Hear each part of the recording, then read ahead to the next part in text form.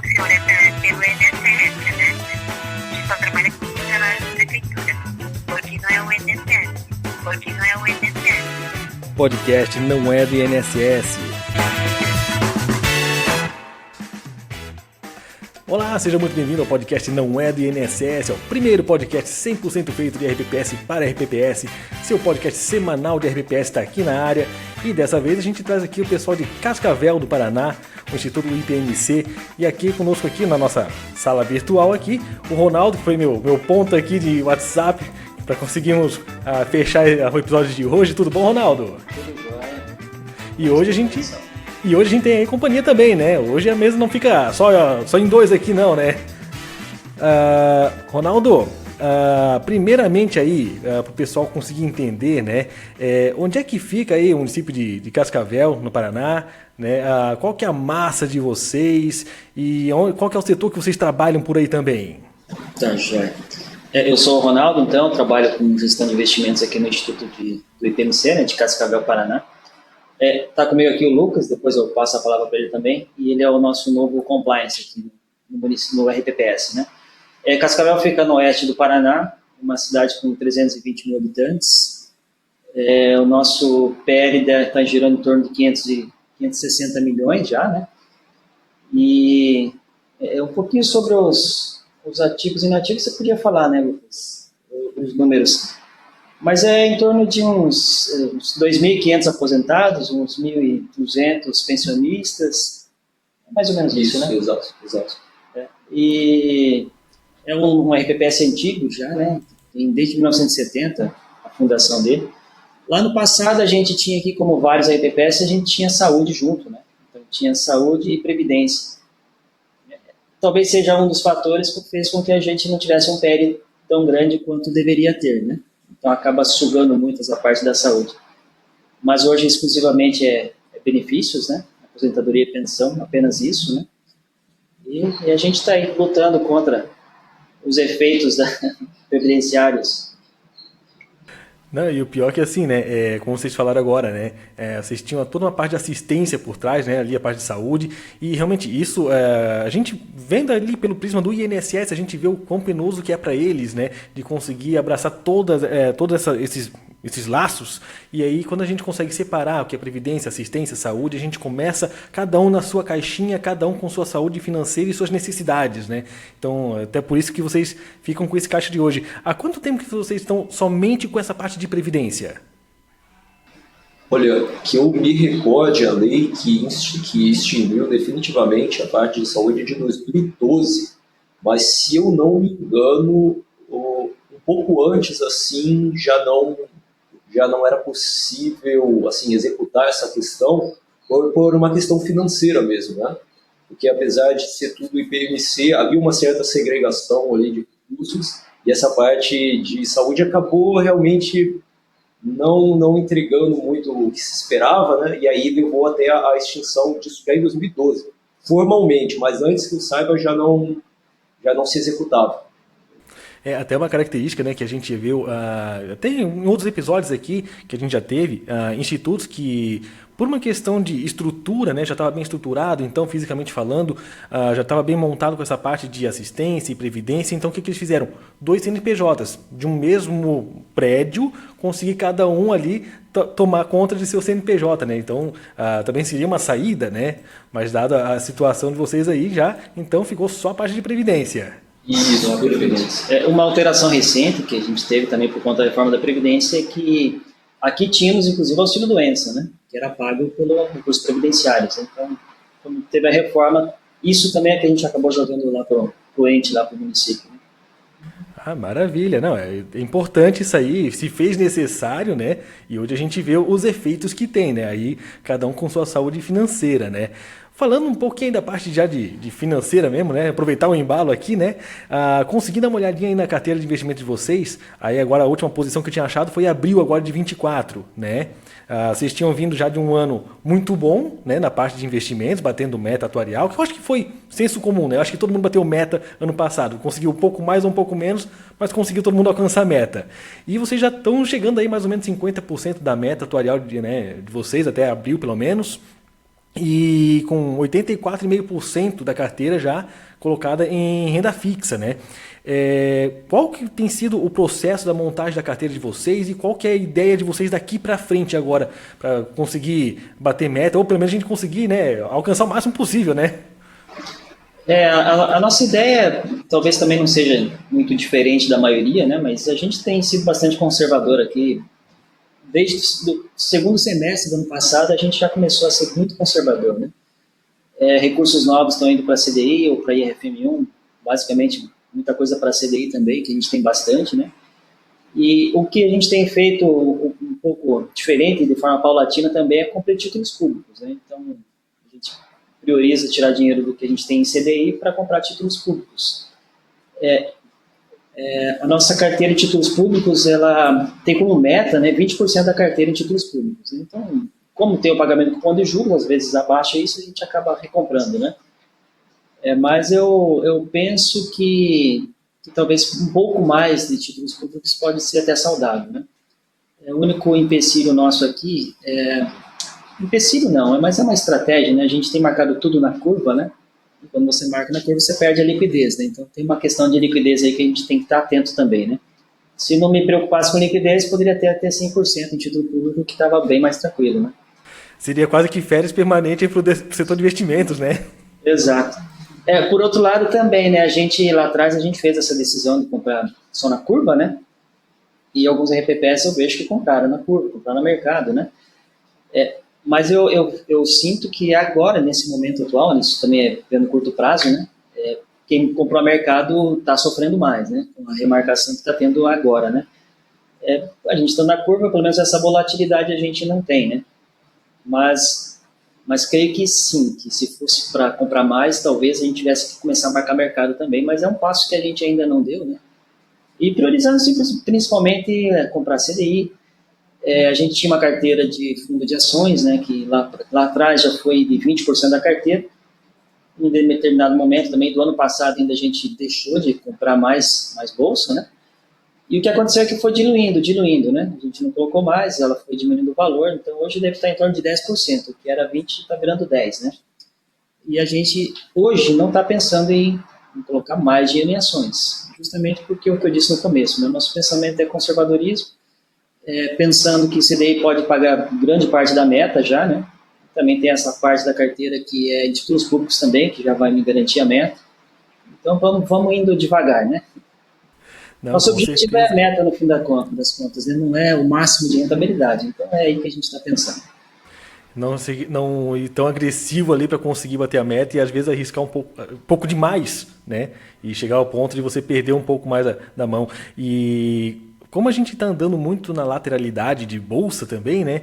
Então a gente dizia assim, posicionamento em bolsa é legal, né? Como a gente até trouxe em episódios anteriores aqui, mas como você já tem essa posição, e como você bem disse, né, a diluição dos outros aportes fez com que saísse de 20% para 10%, quer dizer que está fazendo sentido realmente manter em renda fixa por enquanto, né? E você já tem essa posição ali em carteira. Quando estoura todos os 10% e que vire 20 ou 30, né? Não tem problema nenhum quanto a isso. Justo. Assim, a gente também fica sempre atento, né? Digamos assim, se a nossa perspectiva melhorar para a bolsa, a gente também vai acabar entrando mais, né? E uma outra análise também que a gente deve fazer, né? E acho que todo o RPPS deve fazer também, é pensar se eu tenho a melhor carteira possível de ações, né? Eu tenho lá 5, 6 fundos de ações e será que esse é o melhor possível, né? É uma reflexão que a gente tem que sempre estar fazendo, né? Apesar de eu não pensar em colocar valores adicionais, né? Fazer a substituição de um fundo pelo outro, isso deveria ser uma constante, né? Esse tipo de análise, né? Até para dar uma oxigenada também ali, né? Justo. Na carteira. Aproveitando, você falou agora há pouco sobre o posicionamento de 20%, né, da carteira ali em títulos, né? Isso é algo estabelecido na pedra já ali na política de investimentos de vocês ou é algo mais estratégico de manter no máximo 20%? Olha, estratégia alvo da política de investimentos, né? Mas o máximo vai até 60%, né? E o mínimo, não vou lembrar do mínimo, acho que era 10%. A gente está na estratégia alvo, né? Mas eu vou lhe dizer o seguinte, a gente, neste momento, está trocando de consultoria. Então a gente já está já é uma ocasião para a gente estar revendo algumas coisas, né? Inclusive essa questão dessa estratégia-alvo aí, né? Com a nova consultoria, a gente faz algumas revisões, novas cabeças, e pode ser que a gente altere, não é tão fixo assim, né? O que eu posso te dizer agora é que hoje a estratégia objetivo é 20%, né? Então, mesmo assim, se a gente avançar um pouco mais, a gente tem conforto, né? O único detalhe é assim, como é marcação na curva, né, sem a liquidez, né? Então, sendo a estratégia 20%, eu nunca vou chegar a 60% se eu não tenho a liquidez para depois alguém falar assim, não, volta para 20%, eu não consigo daí, né? Então, é por isso que a gente vai um pouco mais devagar, né? Porque por causa da liquidez que eu não teria, né? Entendido. E já trazendo aqui a figura do Lucas também, né? Que um dos atores que foram mencionados na política de vocês agora, de 2024, pelo menos, né? Era já o compliance, né? Na atuação dos investimentos. Que aí vai observar a conformidade legal dos investimentos ali em relação às resoluções, a 4963, a 1467. Como é que se deu esse processo de vocês até ver a necessidade de colocar o compliance dentro do processo de investimentos, né? Que imagino que seja uma novidade para muito RPPS, o fator de você ter alguém do compliance olhando no dia a dia dos investimentos, né? E quais ações que já foram proporcionadas até então aí pelo compliance? Então, né, na verdade, a minha, assim, eu vou partir bem do princípio mesmo, tá? O meu histórico todo de atuação na RPPS vem da parte jurídica, né? Mas mais voltado especificamente para a matéria de benefícios, né? O Ronaldo, com mais experiência nessa área de investimento específica, né? Principalmente por conta, claro, a portaria anterior já previa, mas a 1467 ela deixou isso ainda mais evidente, né?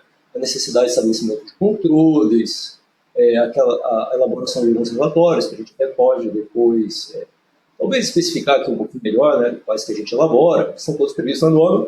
Ele sentiu essa necessidade assim, de trazer um controle específico para a área de investimentos, né? Assim, o nosso compliance, ele não substitui, obviamente, o controle interno, né? Na unidade de controle interno existe padrão normal. Então, na verdade, digamos, a gente tem o controle interno, que obviamente já faz esse acompanhamento também, mas é um acompanhamento mais amplo, e a ideia do compliance é ter dentro do comitê um primeiro instrumento de controle que, obviamente, não vai substituir também o controle interno, né? Mas seria, digamos, um apoio, né? E assim, apesar dele estar, né, dentro da... Não sei se o Ronaldo depois vai querer explicar melhor todo o que a gente construiu, que a gente chamou de gestão de investimentos, né? Mas apesar assim dele estar ligado, digamos assim, com o comitê, por acompanhar as atividades do comitê de investimentos, a intenção é que o exercício das atividades do compliance ele seja, pelo menos intelectualmente, diverso, né, para não acabar não segregando, né, as atividades, sabe? Então foi mais nesse sentido, né? Outra coisa que a gente também tende a observar nessa esfera de compliance, que a gente está, assim, pelo menos aqui no Paraná, a gente vê que é uma atuação mais recente, né, do nosso Tribunal de Contas, assim, tá, nessa área de investimentos. A gente também acompanha, né, qual que é o posicionamento do Tribunal sobre essa matéria. E outra fonte assim, que a gente se inspirou para seguir é a própria atuação da Secretaria de Previdência, né? Como que ela faz essas análises. Então, acho que seriam esses três pilares, né? A própria 467, a questão da atuação dos tribunais de contas, que a gente também se embasa, né, para entender como que é a análise mesmo, né, dos órgãos de controle externo, tanto do Tribunal de Contas quanto do Ministério da Previdência, né, do MPS, para a gente também, digamos, orientar a nossa atividade de compliance. Se me permite, Pode complementar. Voltando um pouquinho na história, né, eu aqui no IPMC eu estava sozinho. Eu era o gestor de investimentos, né? Aí eu fazia algumas análises, fazia os acompanhamentos, fazia informações do Dair, fazia toda essa parte e acabava ficando comigo, né? Como acho que a maioria dos RPPS, né? Tem uma pessoa lá que faz essa parte toda, né? E claro que eu tinha o comitê de investimentos também, para quem eu me reportava e fazia a troca de ideias, a análise dentro do comitê, né? Só que eu percebi o seguinte, com a 1467 começou a ficar bem mais complexo o que você tem que elaborar para entregar, né? Que tipo de análise você tem que fazer para entregar, produzir relatórios, né? E também, se me permite um comentário, assim, as exigências que a gente vê na 1467 sempre me parece que é nivelando por baixo, assim. Pensando na pior instituição possível, verifique tudo isso. Mas daí pega uma instituição grande, pública lá, você tem que verificar todas aquelas pequenas coisas que, para evitar o ruim, você tem que verificar tudo igual lá das grandonas, né? É um trabalho volumoso, né? É um volume de trabalho grande. E uma série de relatórios, uma série de exigências, tudo isso que a 1467 acabou trazendo. Aí você troca ideia com alguns IPPS, como você mencionou no começo, poucos têm compliance, né? Poucos têm uma ideia de fazer isso, né? Foi com essas ideias que eu acabei propondo, né? E o Lucas, ele já participava do comitê de investimentos, mas ele acabou topando também. O que é o nascimento da ideia, né? Não só o que o Lucas falou, mas complementando, né? Você compartilhar um pouquinho o conhecimento dentro de investimentos, né? Eu não quero ser sozinho a fazer as análises, entregar e os outros apenas aceitar. Então, eu posso estar levando para um caminho errado, posso estar deixando de observar alguma coisa e estou sozinho aqui, né? Então, o que é o pensamento? Eu vou produzir uma ideia de investimentos, né, como gestor de investimentos, e eu vou me apresentar um produto de investimentos, e eu vou achar bacana aquele produto de investimentos e eu vou para frente, né? Mas eu tenho uma outra perna que, para mim, é igualmente importante, que é a parte formal daí, né? O Lucas aqui, como compliance, ele cuida do credenciamento e cuida das análises de fundo também. Então, eu faço a análise de investimentos, né, seria adequado para o momento que eu quero, e o Lucas aqui do Compliance vai verificar todas as questões que o credenciamento exige, todas as questões que a análise de fundo exige, né, para depois ele me falar que está tudo ok, aí é que a gente segue, né. Isso a gente constrói toda a legislação como se a gente não fosse viver aqui para sempre, né. Então a gente constrói de uma forma bem para proteger o RPPS, né. Então a gente não quer que surja alguma pessoa aqui que entre no RPPS com algum viés, né, e que ele tome a decisão sozinho e os outros participantes da decisão, por não estar no dia a dia, ele acaba aceitando, né? Simplesmente aceitando. Então agora a gente tem essa divisão clara, né? Um vai cuidar de investimentos, outro vai cuidar das formalidades, né? Os dois têm que dizer que está ok, senão o processo não vai andar, né? E além disso também, a gente tornou isso um pouco mais amplo quando a gente não só criou o compliance, né? A gente aproveitou uma ocasião de reestruturação do comitê de investimentos, que a gente sempre emitia um decreto aqui para nomear os membros do comitê. Nessa ocasião, a gente transformou esse decreto de nomeação dos membros do comitê em um decreto novo que estabelecia uma nova gestão de investimentos para nós, né? Nesse novo decreto, a gente colocou competências, né?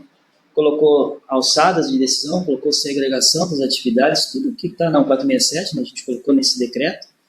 Colocou decisões que são competências do Conselho de Previdência nosso, né, que é o Conselho Deliberativo. Colocou competências que é a diretoria executiva, que para nós aqui não existia antes, agora existe, né? E colocou o Comitê de Investimentos como órgão de assessoramento. Então, para nós aqui, o nosso comitê já não é mais deliberativo. Só que as decisões dos outros dois que eu falei são vinculadas à aprovação prévia do comitê. Então, tanto o Conselho quanto a diretoria não decidem no que investir, né? Só decidem após a aprovação prévia do comitê. Então, ficou assim bem amarradinho, né? Então, para acontecer algum investimento mal feito aqui, tem que passar por muitas cabeças, né? Muitas etapas, muitas coisas erradas para acontecer, o que a gente buscava é proteção, né? Não, se acontecer alguma coisa errada aí, é uma tragédia já, né? Porque do jeito que vocês amarraram direitinho aí, não tem muito como acontecer algo do tipo, né? Vai ser difícil de passar por tantas mãos assim e chegar no final, poxa, mas isso aqui era meio que uma furada, né? Justo. E só para a gente conseguir entender um pouco mais aqui, né, dessa parte do compliance, o compliance ele participa também das reuniões do comitê de investimentos ali ou ele fica mais apartado dessa parte? Se me permite, Lucas, na verdade, assim, como o nosso comitê não é deliberativo, a gente se sentiu confortável para colocar o compliance dentro do comitê, né? Então, quando o comitê aprova, junto ali do comitê já está a opinião do gestor de investimentos, que sou eu, né? E o do compliance também, né? Além das manifestações que tem prévias, né? Então, é um bom embasamento que a gente entendeu, né? Como para depois a deliberação de fato, né? A deliberação, sim, não é do compliance, né? Mas a análise e a aprovação, sim. Digamos que o pontapé, a partida é do gestor, né? É ele que vai analisar, como o Ronaldo falou, cenário, mercado, vai propor o investimento. Dentro da estrutura do compliance, a minha figura, né, como o Ronaldo falou, não é propor a aplicação, né, mas é falar assim, poxa, o Ronaldo quer aplicar ali, beleza, ó, a gente consegue verificar que está tudo de acordo e tal, então digamos que a minha análise vai integrar a análise dele dentro do comitê, mas são análises distintas, né, matérias distintas. Complementares. Complementares, né? Exatamente. Não, até vou passar aqui para vocês aqui uma situação que a gente vivenciou recentemente para cá também, de uma opção de fundo, enfim, né? Que aí você vai ler todo aquele regulamento, aquele monte de texto que é igual sempre praticamente, né? E chegou no final lá, tinha uma menção falando sobre a possibilidade de perdas maiores que o valor aplicado. Então ele tinha uma certa alavancagem ali escrita, embora o fundo fosse todo constituído para que não houvesse alavancagem. E a gente teve que no final passou por várias mãos, e aí é um detalhe, às vezes é um detalhe no texto ali, o gestor disse que não ia fazer, o pessoal disse que não ia fazer, tal, tá tudo certo, alinhado, mas estava lá escrito. E aqui que a gente teve que fazer? Bater na trave. Sabe? Então, daí a gente vê a importância de você ter um setor que já saiba o que fazer ali, saiba o que procurar e saiba ser diligente, principalmente. Né? Por mais que você saiba que o produto é bom e tal, mas se está escrito que ele tem essa possibilidade, você vê assim, poxa, troca isso aqui para mim, então ajusta, e foi feito isso, sabe? Então, essa diligência que é bacana de você ter realmente dentro da RPPS, e que bom que vocês têm essa parte de compliance aí para poder trabalhar mesmo em prol disso, né? Para nós aqui também é novidade para nós, né? Deve ter uns 6 meses, talvez. Então, como você disse, né? Saber o que olhar, saber o que procurar, né? A gente também está construindo isso, né?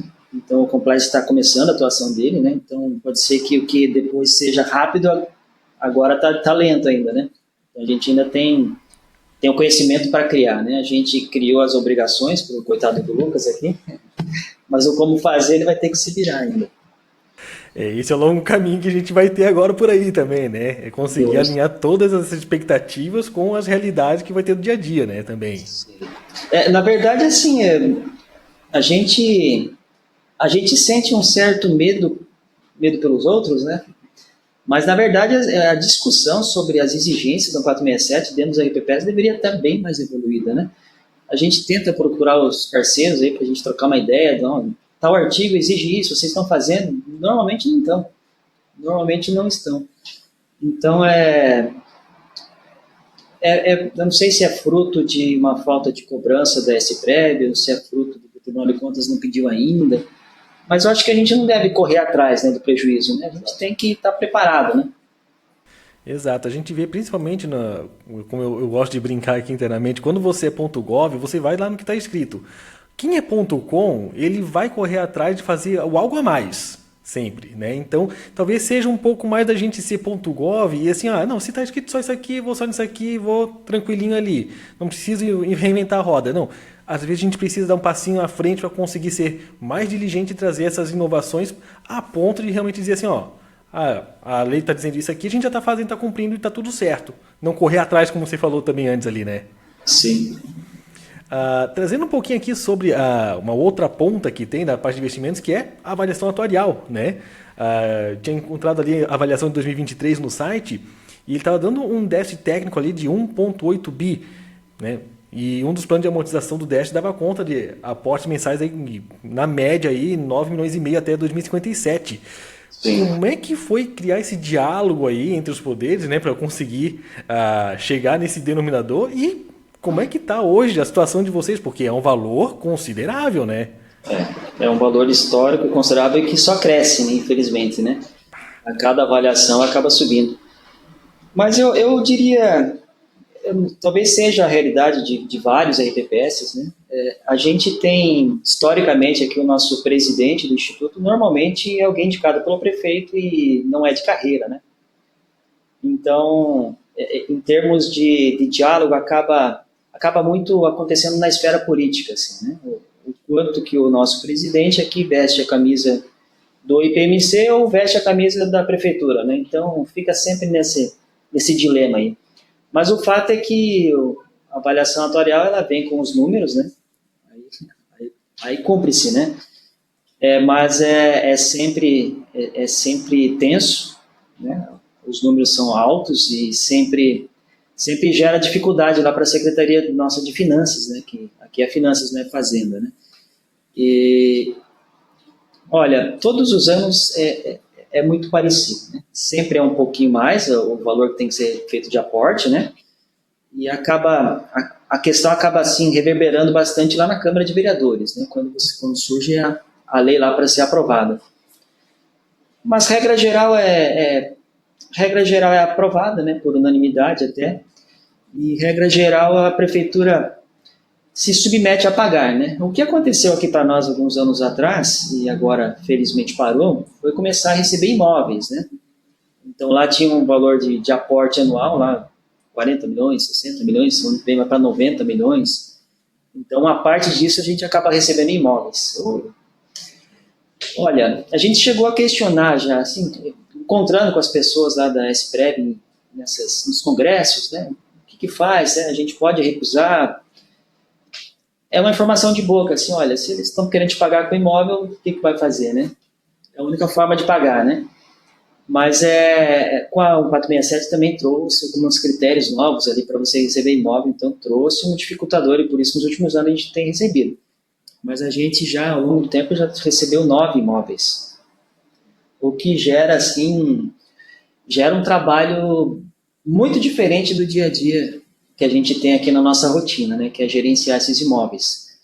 Os que têm edificações, então, é pior ainda, porque nem todos a gente consegue fazer a locação em tempo hábil, acontecem invasões, acontece furto de fio, acontece tudo que você imaginar.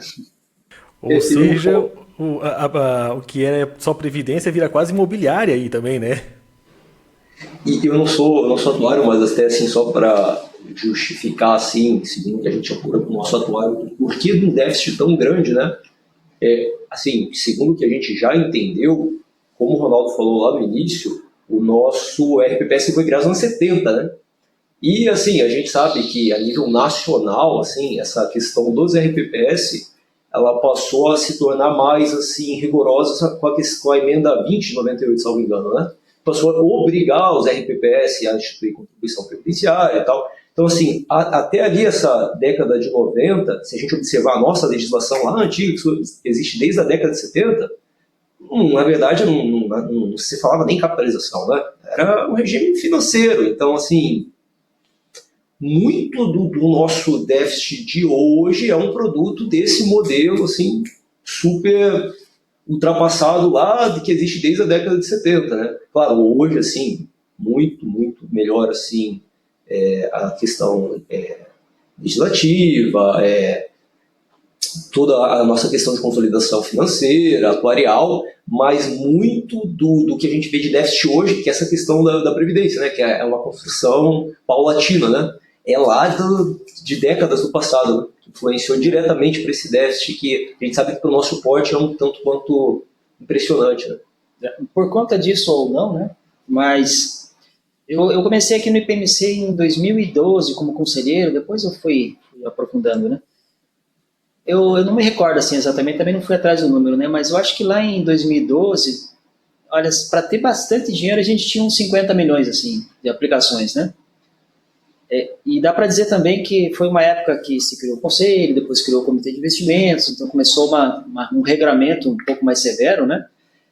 Mas olha só, a gente dá para dizer que cresceu 10 vezes o PL desde essa época para agora, né? É sinal que agora está bem regulado, para trás não estava, né? Então os controles, tudo. As aplicações era quase irrisória você ter aplicações, né? E normalmente, como deve ser alguns RPPS aí da história, né? Deixa lá numa instituição lá, pergunta para o gerente lá qual que eu deixo, daí fica lá no CDI, fica alguma coisa qualquer lá, meta atuarial, desconhece, né? Fica meio secundário isso, né? Essa parte de bater meta, então aí vai lá, relacionamento com com o gerente da conta lá e tá tudo certo, né? Fica tudo resolvido dessa forma. Não, e realmente, essa parte que vocês comentaram, principalmente o histórico, né, de vocês, prejudica realmente essa saúde financeira, né? Porque é um instituto que, mas é de 1970 e tal. Mas vocês têm uma massa grande também de segurados, né? Se fosse igual qualquer outro instituto que começou em 2010, 12 ali que seja, né, e começou a ter os aportes, a massa é pequena e vai sendo grande ao longo do tempo. Vocês já começaram grandes aí. E aí, exatamente, então isso aí realmente dá uma judiada em qualquer avaliação atuarial mesmo, né? Exatamente. É só eu me permitir um comentário, a gente estava falando de imóveis antes, né?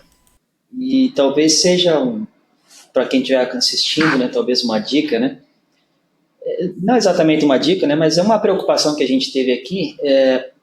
A gente tem uma política de investimentos para os investimentos, aplicações financeiras, né? E para imóveis, como a gente tinha 9, né? Temos 9, parecia uma coisa muito solta, assim, né? Então, inspirado nessa ideia da política de investimento, a gente acabou criando um plano de gestão de imóveis, e onde a gente tentava, assim, rascunhar ali um cenário imobiliário, né, da cidade, do município, perspectivas futuras, né? Então, tudo isso a gente vai colocando ali como uma apresentação. E uma segunda parte a gente começou a discriminar um diagnóstico de cada imóvel nosso e o que a gente pode fazer com ele, né? E fizemos uma portaria interna que instituía que a gente elaborasse esse plano de gestão de imóveis, né? E todos os anos a gente tinha que fazer o acompanhamento, tem que fazer, né? Do que foi planejado ali, o que você executou, o que você não executou, fazer um cronograma que você vai fazer, né? Tem alguns imóveis que a gente vai manter na carteira, tem outros que tem um plano de fazer o leilão, fazer a venda, né? Tem outros que a gente tem um plano de colocar em locação. Então a gente foi desenhando isso, submetemos de novo ao Conselho Deliberativo nosso, né? Como exemplo da política de investimentos e para que eles também decidissem, né? Não existe assim um regramento muito claro assim de como fazer gestão de imóveis, né? Então a gente foi meio que criando. E eu acho que também não é algo que muita gente tenha também, né? Tanto já por não ter imóveis, quanto também por vocês conseguirem botar isso no papel e agora vocês conseguirem ter algo mais tabulável, né? Fica mais fácil você ter essa gestão do que simplesmente, eu tenho imóveis e está lá e um dia a gente vê o que acontece. Justo. Então, na verdade, bem isso que você falou, né? Quando a gente foi partir para essa ideia, assim, a gente primeiro pesquisou os RPPS que tem imóveis, que não são tantos, né? Felizmente, e os que tem como é que faz a gestão disso, né? Tem N formatos aí, né? Mas, por exemplo, tem alguns que eu vi que tem uma consultoria imobiliária, né? Uma imobiliária normal, né? Que faz a gestão disso. A gente não tem o porte para fazer isso, né? Apesar de ser 9 imóveis, com potencial de locação são poucos, né? Então a gente não achou viável, né? Ainda assim, o que eu faço com o resto, né? Então, que é uma preocupação, assim, até que o Lucas, mesmo não estando no compliance, também me ajuda a fazer esse tipo de pensamento.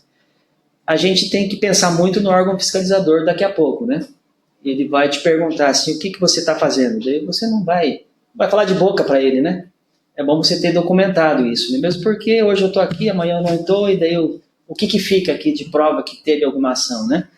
Então, o que a gente quer mostrar é que a gente está tendo ação, né? Então, tá analisando, está se debruçando sobre a questão e está tomando medidas, né? Para cá ou para lá, ou medida nenhuma também, né? Pelo menos a gente mostrou que está fazendo análise, né? Pelo menos isso, né? Já dá essa conformidade já também para os órgãos fiscalizadores, né? Exato. Só para a gente sair um pouco aqui da parte de investimentos, aqui da parte de atuária, aqui, falar um pouquinho da parte de gestão do RPPS, né? Nas notícias que estavam aparecendo até então ali no site, nas últimas ali estava falando sobre entrega de certificados de computação para os aposentados ali no final de 23, né? Então a gente já começa a ver assim, tem alguns planos de capacitação aqui, alguns projetos de pós-aposentadoria. O que vocês têm hoje realizado? O que tem ainda a ser implementado que de repente o pessoal possa replicar também para os outros RPPS? A gente tem algumas ideias, o nosso presidente é bem entusiasta dessa parte, né? Mas realmente tem na parte de curso de informática, a gente montou uma sala aqui, né? A gente conseguiu alguns computadores com o Banco do Brasil, uma cedência, né? E a gente montou uma turma para os aposentados, né? E pelo que me disseram, assim, o pessoal ficou bem entusiasmado e achou bem interessante, né? A gente também tem o pensamento de tirar o aposentado daquela só dentro de casa, né? Trazer para cá para fazer alguma atividade. E essa parte foi bem interessante. Teve uma turma, essa turma que você está falando agora foi uma mais recente, mas ela começou antes da pandemia, e daí como teve a pandemia, ela foi quebrada, né? Ela interrompeu e agora retornou. Mas ela se formou, mas a gente pretende continuar com esses cursos, né? Outra que eu acho que é interessante destacar, a gente também tem uma turma aqui que o IPMC dá apoio nessas situações, né? A gente tem a Associação dos Aposentados que toma frente disso também. Mas tem uma turma de dança, de flashback, que é bem interessante.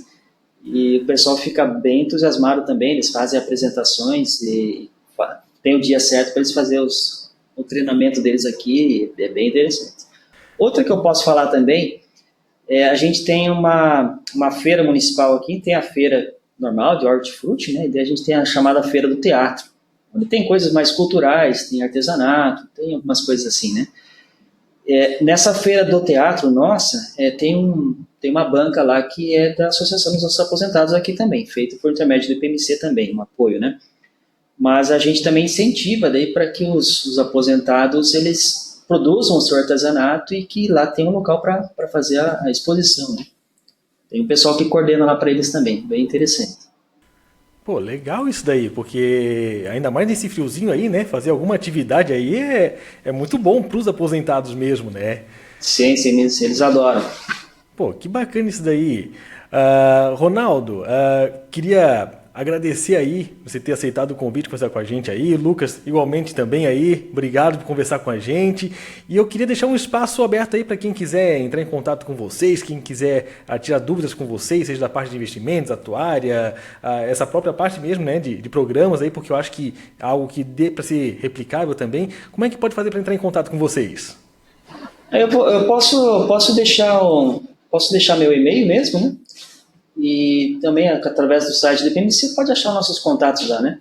E realmente a gente fica à disposição e acho até que a dúvida que alguém possa passar para nós seja contribui para que a gente evolua aqui também, né? Então a gente fica realmente à disposição.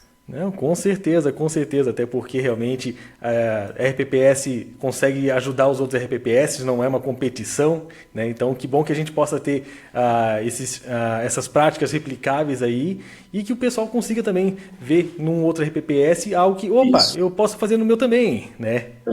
Se você quer que eu fale o e-mail ou vai na descrição? Eu vou colocar na descrição, mas se quiser já colocar aí também, pessoal que está ouvindo também, às vezes o pessoal só está ouvindo e não está assistindo o vídeo. Tá, joia. Eu vou dar o e-mail geral do IPMC, daí pode colocar assunto Ronaldo, se não para o Lucas a gente direciona aqui, né? Mas é o ipmc@cascavel.pr.gov.br. Maravilha, pessoal. Mais uma vez, obrigado aí por ter aceitado o convite e conversar com a gente. E obrigado a você também que nos acompanhou até aqui. Semana que vem a gente tem episódio novo. Até lá! Um abraço.